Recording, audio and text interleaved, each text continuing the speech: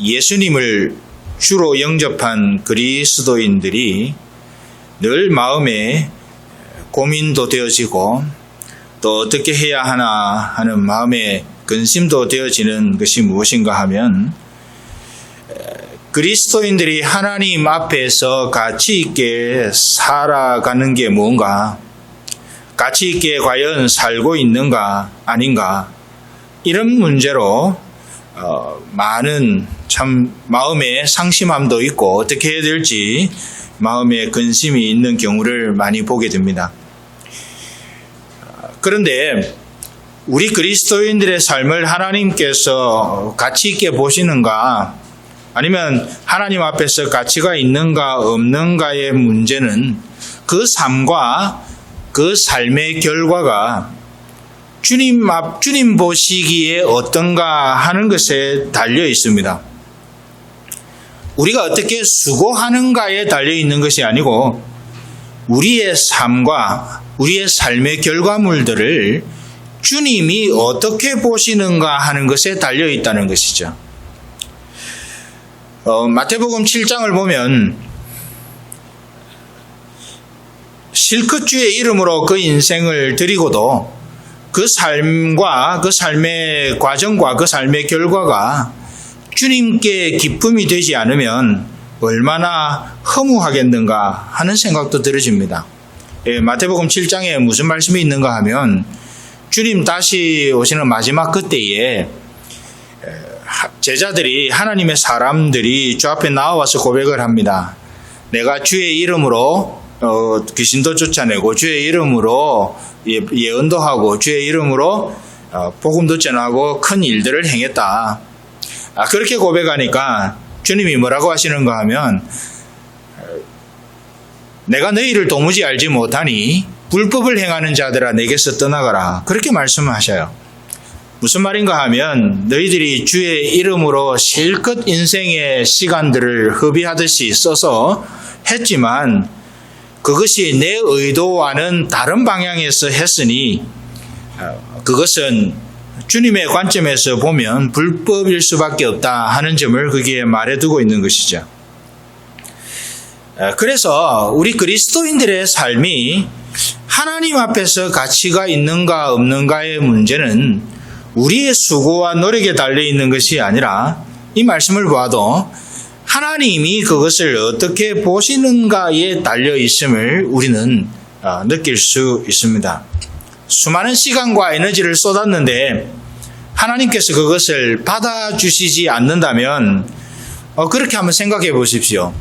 우리가 우리의 인생의 많은 시간들을 오롯이 쏟아서 하나님의 영광을 위해서 했다고 했는데 그 삶의 과정과 결과를 두고 우리 하나님이 그거 내가 의도한 것이 아니야, 내가 받을 만한 것이 아니야 라고 그렇게 말씀하신다면 그 인생에 지나온 시간들이 얼마나 허무하겠습니까?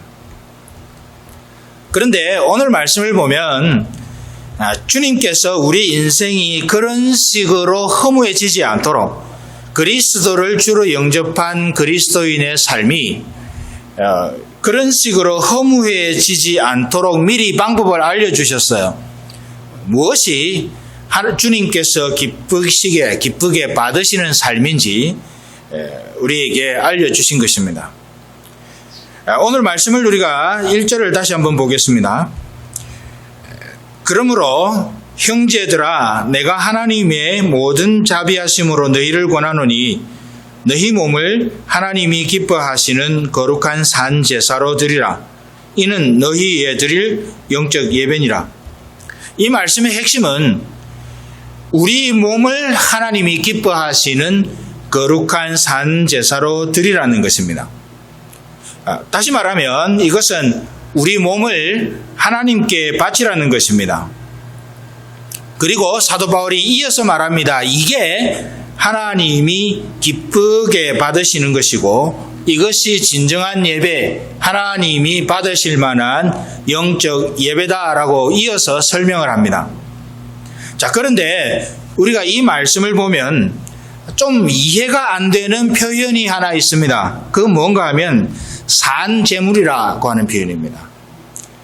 형제들아 내가 하나님의 모든 자비하심으로 너희를 권하노니 너희 몸을 하나님이 기뻐하시는 거룩한 산제사로 드리라 하는 것이죠. 산제사로 드리라는 말은 산제물로 드리라는 말로도 그렇게 이해할 수 있습니다. 여러분 이게 왜 말이 안 되는지, 산제물, 산제사라는 표현이 왜 말이 안 되는지 한번 생각해 보십시다. 구약 성경에서 말하고 있는 대로 번제 혹은 제사가 이루어지려면 어떻게 되어야 됩니까? 그 제사에 쓰임받는 제물이 살아있으면 안 됩니다. 죽어야 되는 것이죠. 제물을 끌고 와서 그것을 각을 뜨고 조각을 내서 그것을 불에 태워서 완전히 없애버리는 것이 번제 제사입니다. 그런데 그것을 상정하고 이 바울이 산제사로 너희 몸을 산제사로 드리라고 말하고 있는 것이죠. 그리고 그것을 하나님이 기뻐하신다고 말하고 있는 것입니다. 그러면 조금은 이해가 안 되고 말이 안 되는 듯한 표현, 산제사, 산제물로 우리 몸을 그렇게 드린다라고 하는 것은 과연 무슨 의미인지 한번 살펴볼 필요가 있는 것이죠. 이 이야기를 하면 어떤 분들은 부담을 느끼는 분이 계실지도 모르겠습니다. 여러분 산제사를 드린다는 것, 산제물로 하나님께 우리 몸을 드린다는 것, 그것은 과연 무엇을 의미할까요?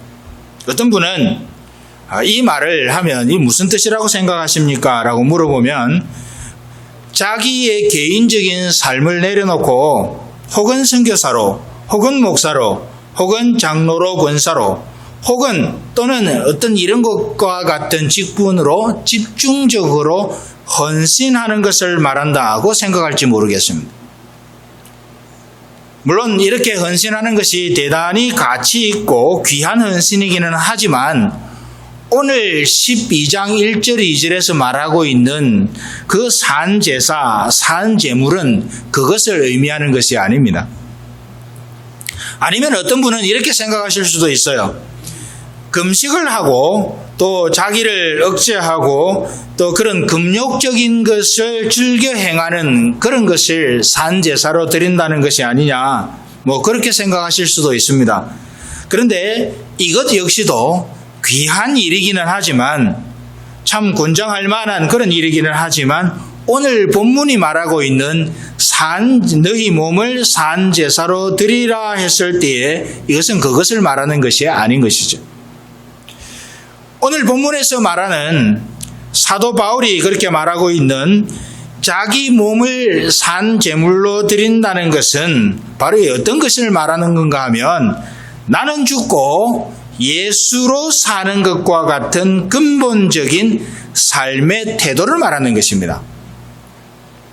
번제로 드려지기 위해서는 제물이 죽어야 하는 것처럼 나는 죽고 그래서 그 다음에 다시 우리 주님의 십자가와 부활을 통해 주님이 다시 소생하신 것처럼 살아나신 것처럼 우리도 예수로 다시 사는 그런 근본적인 삶의 태도를 오늘 바울이 이야기하고 있는 우리 몸을 산제사로 드리는 것 또는 그런 삶을 통해서 흘러나오는 모든 열매 이것을 산제사로 드린다라고 하는 것이죠.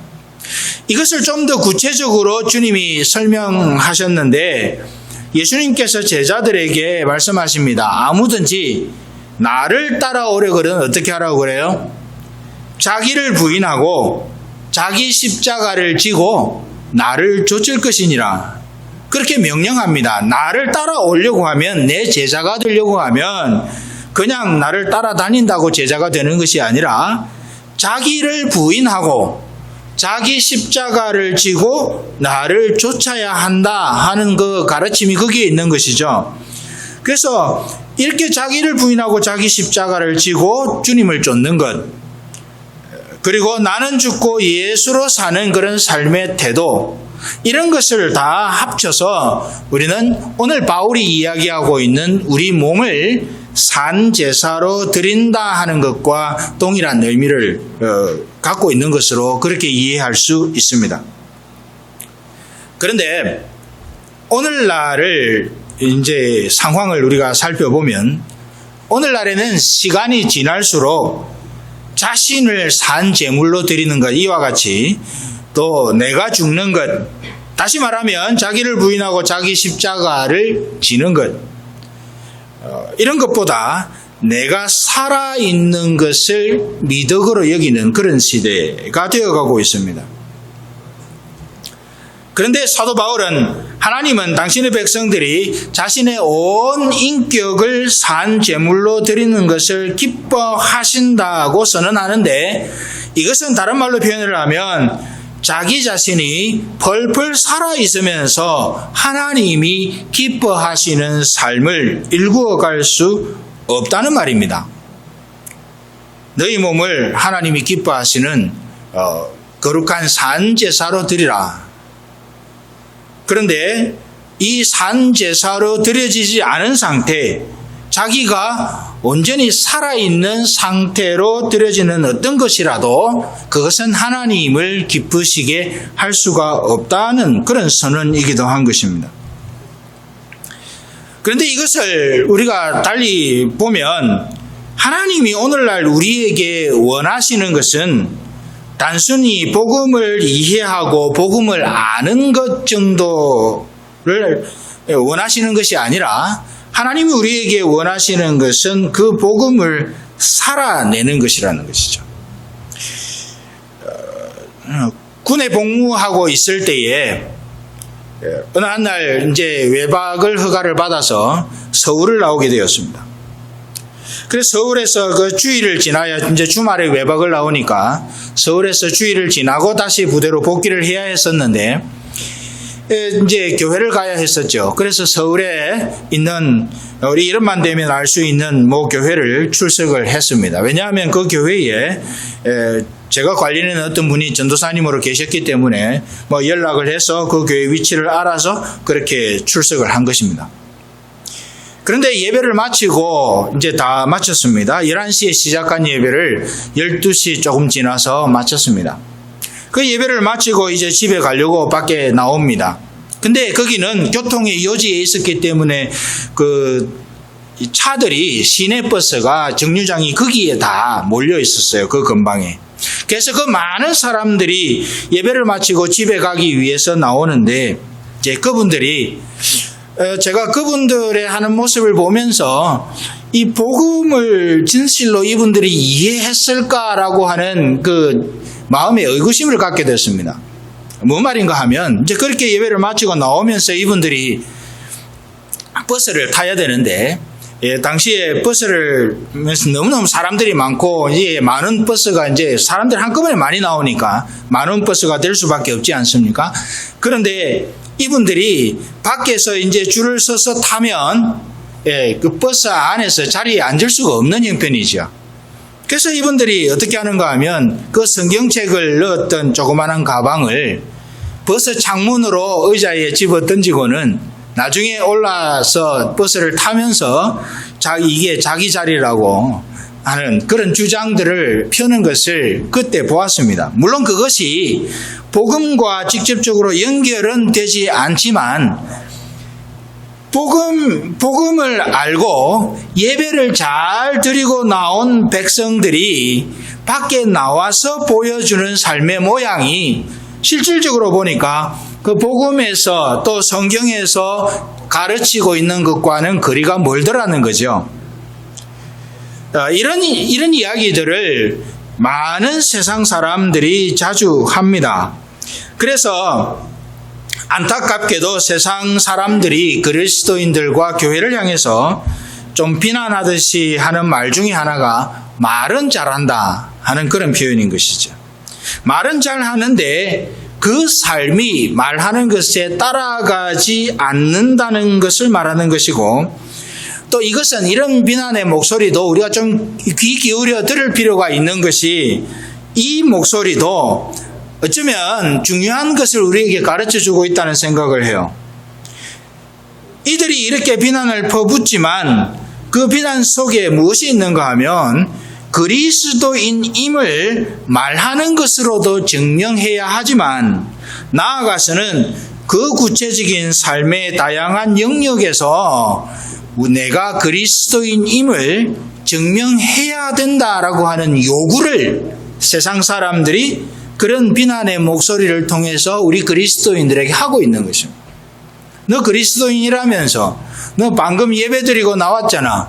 그런데 왜 행동은 왜 그런 거야? 라고 우리에게 그렇게 말을 하는 것이지요. 이거는 무엇인가 하면 큰 틀에서 보면 우리가 복음을 알고 복음을 믿고 또 복음으로 말미암아 우리의 구원의 역사를 경험했으나 그것이 우리의 인격 각 부분에 적극적으로 영향을 미치지 못하고 있다는 것이죠. 그냥 머릿속에서만 우리의 마음속에서만 머물고 있는 거죠. 내가 예수 믿는다. 나는 복음을 안다. 하는 그런 것이지요. 그렇기 때문에 그 삶의 매일의 삶에 살아가는 현장을 보면 이것이 복음에 합당한가 아닌가를 그 상황을 보는 사람들이 퀘스천을 할 수밖에 없다는 것이에요. 그렇기 때문에 우리가 이 땅을 살아가는 동안에 기억해야 할 것은 우리가 복음을 아는 것으로 끝내는 것이 아니라 그 복음을 살아내기 위한 구체적인 삶의 모양이 우리 안에 있어야 그것이 바로 어떤 면에 있어서는 오늘 바울이 선언하는 것처럼 자기 몸을 하나님이 기뻐하시는 거룩한 산 제사로 드리는 것이 아닌가. 우리는 그렇게 이 말씀을 이해할 수 있는 겁니다. 우리는 우리의 삶의 정황이 너무나 다양하기 때문에 어떻게 하는 것이 그렇게 하는 것이냐라고 콕 집어서 정답을 말할 수는 없습니다. 그렇지만 우리가 복음을 알고 복음으로 말미암아 구원의 은혜를 경험한 사람이기 때문에 우리가 늘 마음에 잊지 않고 가져야 될 질문이 뭔가 하면 어떻게 복음을 살아낼 것인가 하는 것이죠. 그걸 고민하며 되새겨 보아야 합니다. 그래야 하나님이 기뻐하시는 그 다음 단계로 하나님이 기뻐하시는 거룩한 제사, 산 제사의 향기를 우리가 흘려보낼 수 있습니다.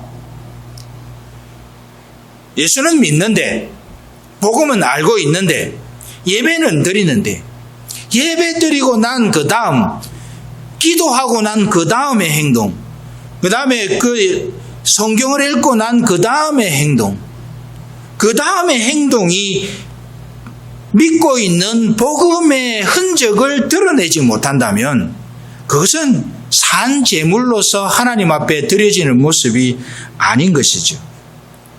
그래서 우리가 매일 매순간 반드시 우리의 마음에 질문을 해보아야 할 것은 잊지 말고 질문을 해보아야 할 것은 내가 복음을 살아내고 있는가? 내가 복음을 따라서 살고 있는가? 내가 그리스도의 십자가와 부활의 은혜를 따라서 매일 매순간 살아가고 있는가 하는 점을 우리가 날마다 새겨보고 돌아보고 점검해 보아야 하는 것입니다. 그래야 산 제물로서 하나님이 기뻐하시는 결과를 가지고 하나님 앞에 드려질 수 있는 겁니다. 오늘 바울은 그것을 우리에게 이야기를 하고 있는 것이죠.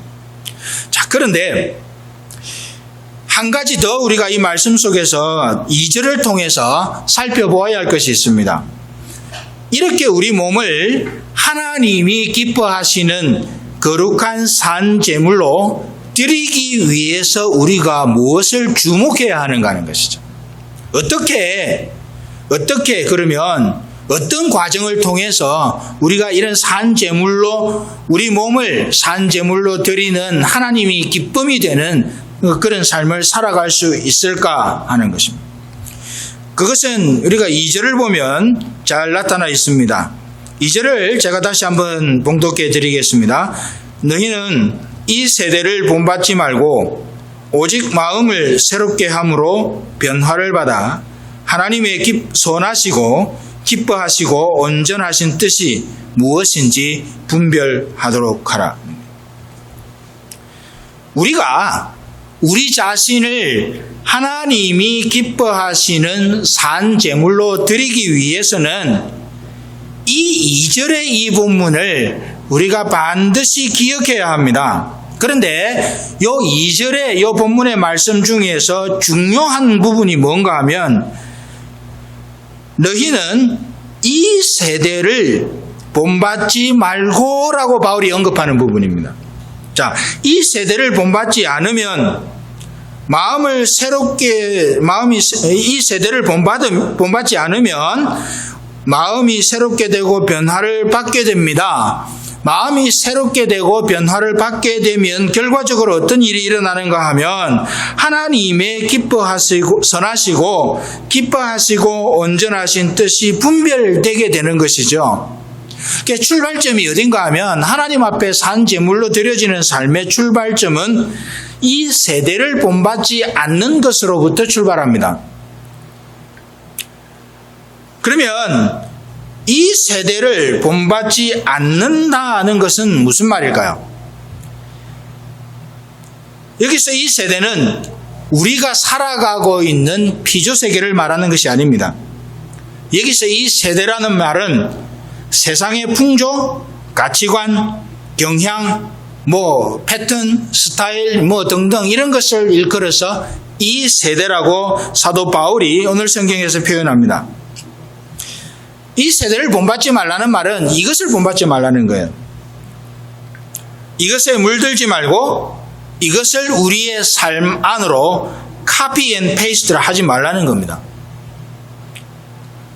오늘날 교회와 그리스도인들이 자주 실수하는 것은 세상이 부담 없이 교회 속으로 들어올 수 있도록 하기 위해서, 세상이 교회의 매력을 느끼도록 하기 위해서 이 세상의 경향과 패턴을 닮아가는 것입니다. 그런데 이게 그렇지 않는 거죠. 많은 그리스도인들과 교회들이 좀 우리가 세상 사람들이 매력으로 느낄 만한 것들을 갖추면 많은 세상 사람들이 교회를 향해서 나올 수 있지 않겠나. 또 어떤 많은 세상의 젊은이들이 교회에 좀 매력을 느끼고 교회를 향해서 예배하러 나오지 않겠는가. 이런 기대를 하면서 이제 그런 경향과 패턴들을 참고해서 교회를 이렇게 세워가는 겁니다. 그런데 한 가지 예를 들겠습니다. 어느 날 이 미국 땅에서 몇몇 교회가 공동으로 한 가지 조사를 진행했습니다.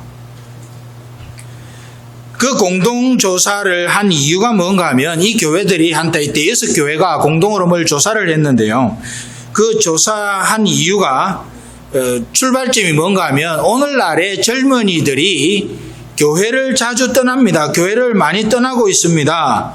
그런데 이 교회들이 자꾸 젊은 사람들이 교회에 출석을 안 하고 교회를 떠나가고 있으니까 왜 그런지 그 이유를 알기 위해서 조사를 한 겁니다. 그런데 이 교회들이 그 조사를 진행하면서 예상했던 것은 혹시 젊은이들이 교회에 재미가 없어서 흥미거리가 없어서 교회를 떠나는 것이 아닌가 하는 추측을 가지고 조사를 한 겁니다. 그래서 혹시 이런 결과가 나오면 젊은이들이 교회의 재미를 못 느껴서 교회를 떠나는 거구나. 그런 결과가 나오면 자신들의 예상이 맞은 거잖아요. 그래서 교회를 좀 더 젊은이들이 흥미를 가질 수 있게끔 그렇게 만들어 가려고 하는 의도를 가지고 그렇게 한 거죠. 그런데 조사 결과가 젊은이들이 정말 마음에 원하는 것은 그게 아니었어요. 조사를 하는 사람들은 혹 그러지 않겠는가 생각하고 혹 재미가 없어서 흥미가 없어서 그러지 않겠는가 생각하고 조사를 했는데 정작 조사를 해보니 젊은이들의 생각은 교회에 흥미가 없어서 교회를 떠난 것이 아니더라는 거죠. 정작 젊은이들이 안타까워하는 것은 물로 비유를 하면 홍수가 났는데 마실 물이 없다는 거죠. 젊은이들이 그렇게 말은 하지는 않았지만 그 의도가 그런 거죠. 홍수가 났는데 마실 물이 없는 거예요. 한국에 홍수가 나가지고 여러 사람들이 힘든 일을 겪습니다. 물이 엄청나게 많습니다. 엄청나게 흘러가서 피해를 줍니다. 그런데 그 물을 우리가 마실 수 없는 거죠. 왜요? 더럽고 오염되어 있고 그것을 마시면 큰일 날 수 있으니까. 홍수 가운데 마실 물이 없는 것과 같은 상황을 만났다라고 이 젊은이들이 그 조사에서 응답을 한 겁니다. 이 젊은이들이 원했던 것은 재미있는 것이 아니었습니다. 이 젊은이들이 원했던 것은 재미있는 것을 추구하기 위해 세상의 풍조를 쫓아가는 것이 아니었습니다. 이 젊은이들이 원했던 것은 세상과 비슷하게 흥미거리를 교회 안에서 만드는 것을 원하는 것이 아니었던 거죠. 그들이 원했던 것은 놀랍게도 이 조사가 이루어진 지 얼마 안 됐습니다. 놀랍게도 그들이 원했던 것은 바른 복음과 바른 복음을 듣기를 원했고 그 바른 복음의 향기가 교회 안에 있는 것을 보기를 원했던 거죠. 이들은 그렇게 대답을 했답니다. 예배가 화려하지 않아도 좋다. 교회의 시설이 좋지 않아도 그래도 문제없다. 상황이야 어찌되었든지 간에 바른 진리의 말씀과 바른 복음을 듣고 싶다는 것이 그들의 응답이었습니다. 조사를 하는 사람은 혹시 흥미가 없어서 그런 것 아닌가라고 생각했는데 정작 대답을 하는 젊은이들은 흥미의 문제가 아니라 교회에 가도 바른 복음을 들을 수가 없었다. 그래서 교회를 떠났다 하는 것이었습니다. 사실 이것은 젊은이들 뿐만 아니라 모든 세대의 사람들에게 해당되는 것이기도 합니다. 신명기 7장을 보면 아주 험악한 이야기가 나옵니다.